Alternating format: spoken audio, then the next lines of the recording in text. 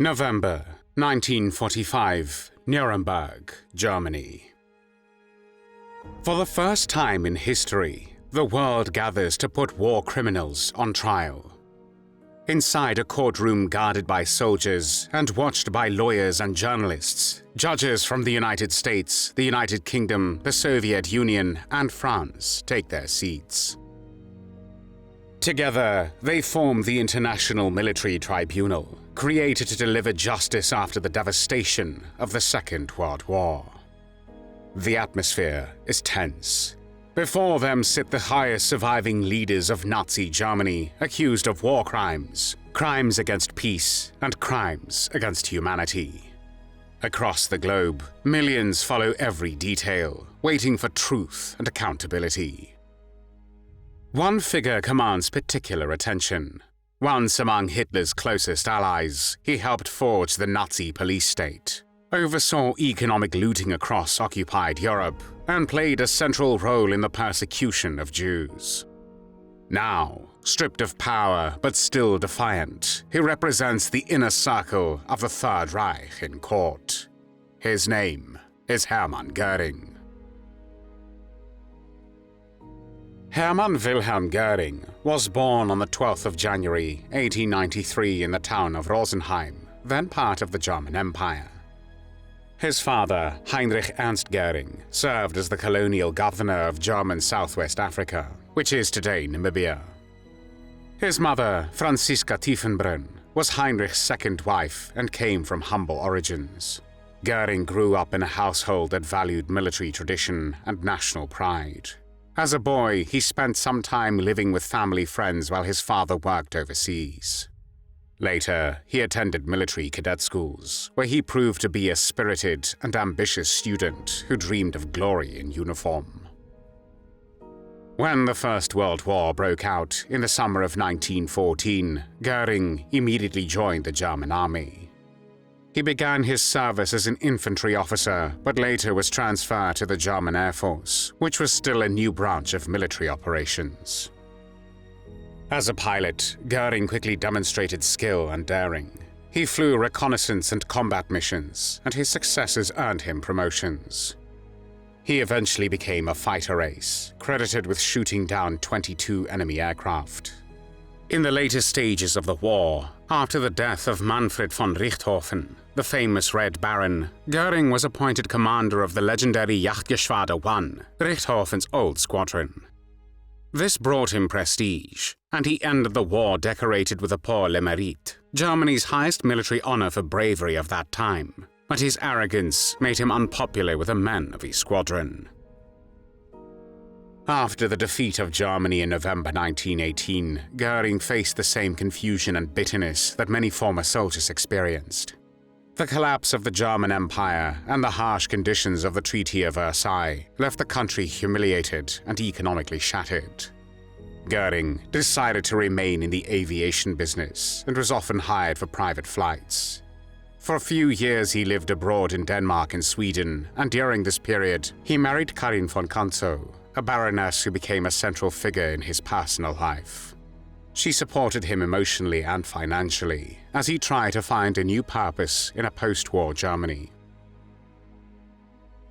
In 1922, Göring returned to Germany and attended a rally where he first heard Adolf Hitler speak. He was impressed by Hitler's promise to restore Germany's strength and reverse the humiliation of Versailles. Soon after, Göring joined the Nazi Party, and because of his status as a decorated war hero, he quickly gained influence in the Nazi movement. Hitler appointed him commander of the SA, the party's paramilitary organization that not only intimidated and attacked political opponents, but also enforced Nazi power on the streets. In November 1923, Göring took part in the Beer Hall Putsch, Hitler's failed attempt to seize power in Munich. During the confrontation with Bavarian police, Göring was badly wounded in the groin. With help from his wife, he escaped to Austria, where he began using morphine to manage the pain from his injuries. This marked the beginning of an addiction that would affect his health and behavior till the end of his life. While recovering, he faced arrest warrants in Germany, and he spent the next several years in exile. In this time, Göring's drug addiction became very serious, and he was placed in the psychiatric hospital after he had violently attacked a nurse who had refused his request for morphine. In a few years, Germany changed. The Nazi Party had regained legal standing in Germany, and Göring returned back home. He worked to rebuild the party's organization and expand its influence. In 1928, he was elected to the Reichstag, the German parliament, as one of the first Nazi deputies. With his charm, military credentials, and willingness to use violence, Göring helped the party grow into a formidable political force. He also cultivated an image of a confident leader who could appeal to conservative Germans who still respected the army and the traditions of the old empire. However, in reality, he was a drug addict with unstable mental health. This was not helped by the fact that his wife Karin died of heart failure on the 17th of October 1931, and they did not even have children. Despite this personal tragedy and morphine addiction, Göring was successful in the German politics. When the Nazis came to power in January 1933 and Hitler was appointed Chancellor, Göring was rewarded with multiple important positions. Soon he was named Prussian Minister of the Interior. In this role, he took control of the Prussian police and transformed it into a tool for crushing the opposition. He established the Gestapo, the secret police that hunted communists, social democrats, and anyone suspected of resisting Nazi rule. Göring's efforts were critical in eliminating the last remnants of paramilitary democracy in Germany and securing Hitler's total control over the country. Göring also played a key part in the Night of the Long Knives, the purge in 1934 during which Hitler ordered the elimination of SA leaders and other political rivals, using among others the fact that some of the SA leaders were homosexuals. Although the SS carried out most of the killings, Göring provided support and justification for the purge, presenting it as a necessary measure to protect Germany from treason and revolutionary unrest. The Night of the Long Knives cemented the alliance between Hitler, the SS under Heinrich Himmler, and the army leadership, who feared the radical ambitions of the SA's leadership. In the next few years, Göring accumulated even more power. He was appointed Commander-in-Chief of the Luftwaffe, the German Air Force, in 1935. Under his leadership, the Luftwaffe grew rapidly, defying the restrictions imposed by the Treaty of Versailles on Germany. Göring oversaw the development of new types of aircraft, training programs, and tactics that would be used in the coming war. He took great pride in the Luftwaffe, seeing it as a symbol of Germany's revival and his personal achievement. In 1935, Göring married for the second time. He married actress Emmy Sonnemann in a huge wedding which was a celebration not only of his second marriage, but also the growing military power of Nazi Germany. German fighter aircraft were flying over the sky during the ceremony, and Hitler was Göring's best man. The marriage produced one child, a daughter, Edda, born in 1938. Göring also became involved in Germany's economic and rearmament policies. Hitler gave him sweeping authority over economic planning to prepare Germany for war. Göring directed resources toward armaments production and raw material stockpiling. To finance these efforts, he supported policies that included economic exploitation and the theft of assets from Jews and other persecuted groups. His lifestyle during the period of Nazi Germany was lavish and ostentatious. Göring collected stolen art, usually taken from their Jewish owners by force, and built a grand estate called Carinhall, which was situated north of Berlin and named after his first wife. He wore elaborate uniforms, adorned himself with medals, and loved to be photographed in dramatic poses. His appetite for personal indulgence was famous, and he enjoyed the trappings of wealth and power as much as he relished political influence. He could afford it through his grip on Germany's heavy industry. Hermann Göring amassed a fortune that placed him among the wealthiest men in the world. As Germany moved toward war, Goring remained one of Hitler's closest confidants. He played a leading role in the reoccupation of the Rhineland, the annexation of Austria in March 1938, and the dismemberment of Czechoslovakia in March 1939. When Germany invaded Poland on the 1st of September 1939 and started the Second World War, Göring's Luftwaffe unleashed aerial bombardments that terrorized civilian populations and destroyed infrastructure. These tactics of terror were later used against the cities in other countries attacked by Nazi Germany. During the Battle of Britain in 1940, Goring personally promised Hitler that the Luftwaffe would quickly defeat the Royal Air Force and force Britain to negotiate peace. However, the air campaign failed. Despite initial successes, German bombers could not achieve air superiority, and British resistance proved stronger than Goring anticipated.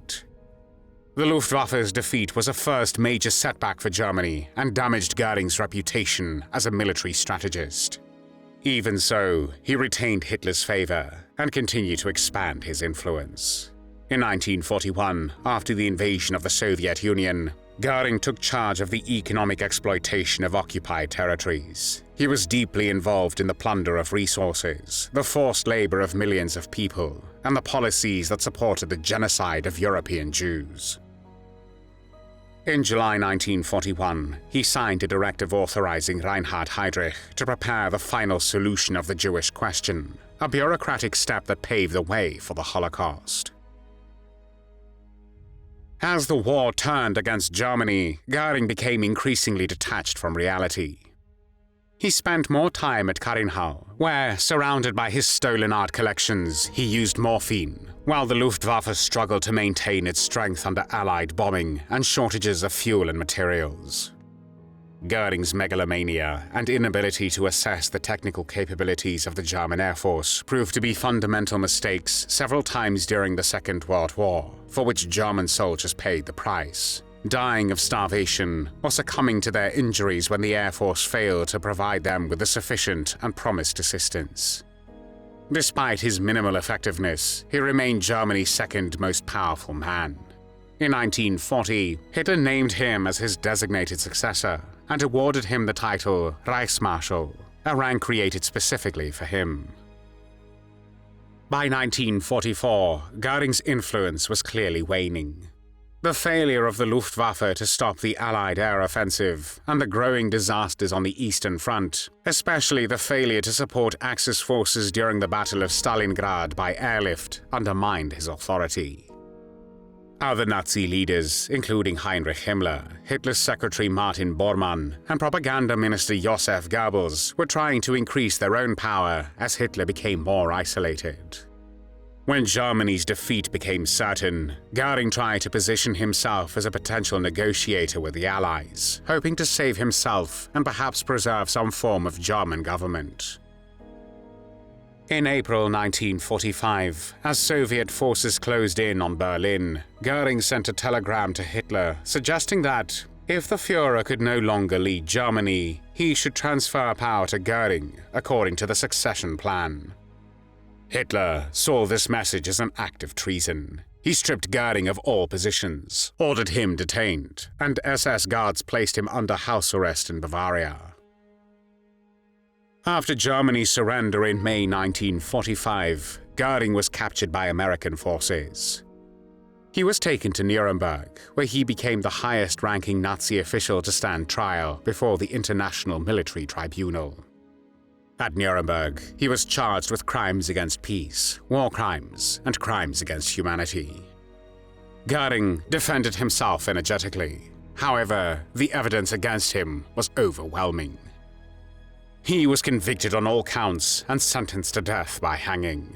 Goering asked to be shot instead, claiming that hanging was unworthy of a soldier, but his request was denied. On the night before his execution, on the 15th of October 1946, the 53-year-old Goering managed to commit suicide in his prison cell. His death denied the Allies the symbolic satisfaction of publicly executing one of the Nazi regime's most infamous figures.